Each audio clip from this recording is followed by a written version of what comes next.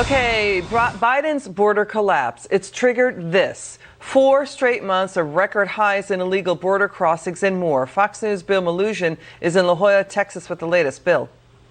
The administration's own numbers certainly don't reflect any extreme progress happening down here at the southern border. Quite the opposite, actually. It's record after record being broken month after month, including last month. If we can pull this graphic up, take a look at the May numbers reported by CBP. More than 239,000 illegal crossings at our border. That's the highest in DHS history.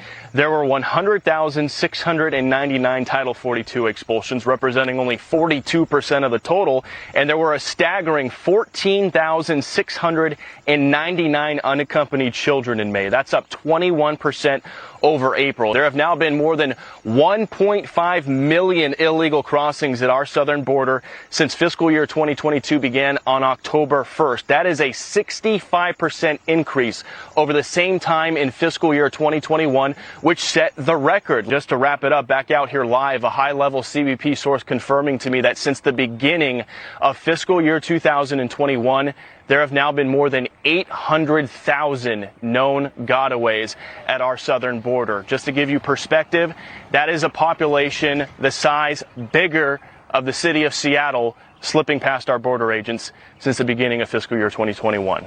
We'll send it back to you. Wow, great reporting. Bill Malugin, thank you so much. Joining us now, Arizona Attorney General Mark Brnovich. Your reaction to this report, because what Bill is reporting, sir, 2.2 million migrants apprehended in Biden's first year. In the month of May, by the way, that's the size of Nebraska. But now what was apprehended in the month of May, annualized, it's approaching the size of Kansas. How does it stop? Yeah, well, it stops by enforcing the law. And as you know, Liz, we have been involved in so many lawsuits against the Biden administration, including our recent lawsuit trying to sue him over, he's trying to give authority to DHS to grant asylum now, which is the continuing incentivizing people breaking the law. And I just want to make sure all the viewers here of your show appreciate. So the number you mentioned, the more than 2 million people, those are the encounters. And then on top of that, what Bill was just referring to is the 800,000 gotaways. So we are talking about more than 3 million people illegally entering our country since the Biden administration took over. And those 800,000 gotaways, almost 1 million people, these are the folks that are predominantly 18 to 35-year-old males, right, that are trying to avoid detection, wearing the camouflage and the black clothing. Yeah. We also have this newly elected Congresswoman in South Texas, Mayra Flores. She's going after the vice president's claim that progress is being made at the border. Watch this. She's honestly useless. I don't know why she's in that position. She hasn't been here in South Texas to see what their policies are creating, the mess that they're creating in our country, and that their policies are hurting real people. Yeah, the vice president went to El Paso. She hasn't been to the border. The president's never been to the border.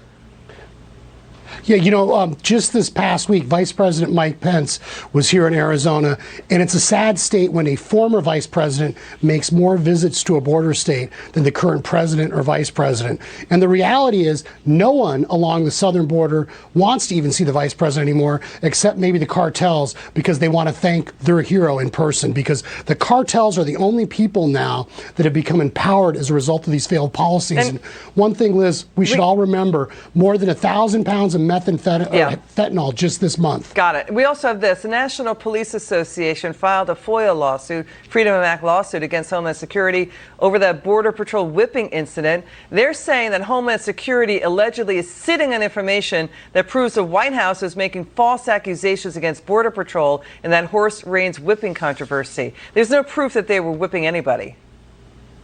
Yeah, it's unfortunate that the very president of the United States, his administration, wants to demonize law enforcement. So this shouldn't surprise anybody when you have a far-left administration that demonizes police officers and law enforcement.